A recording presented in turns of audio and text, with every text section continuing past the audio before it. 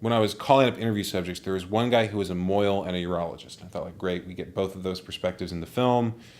He was local to where I was living. It was just be like a drive across town. And I called him up. I said, I'm doing a film in Circumcision. Can I interview you? And he said, well, you're going to interview those intactivists? Because if you're interviewing them, I don't want to be in the film. And I don't want to be in it unless I can have final edit over everything that I'm in.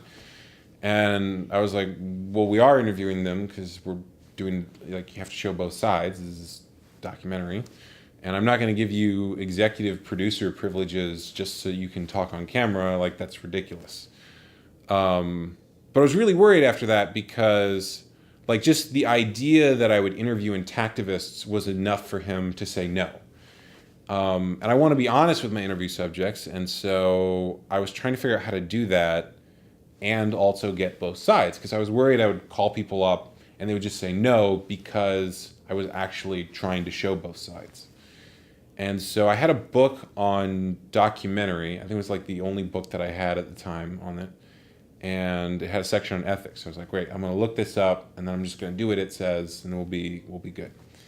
And so that section, when I opened it up, it said, documentary ethics should follow the process of informed consent. And then it gave the medical definition of informed consent.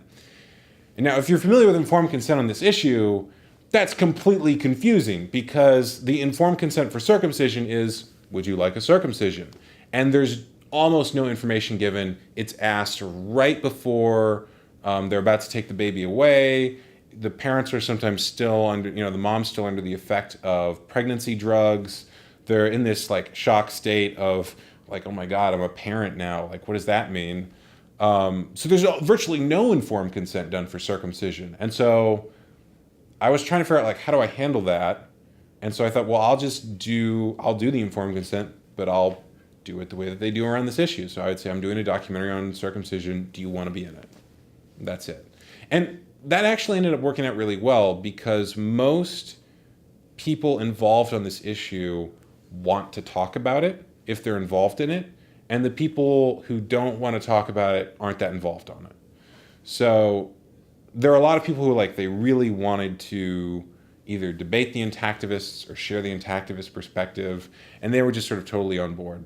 There were a few I sort of gave a little bit about my own perspective on, and they were still willing to, and I knew I could do that because, like we talked about earlier, I was aware of what their motivations were and that they were open to dialogue.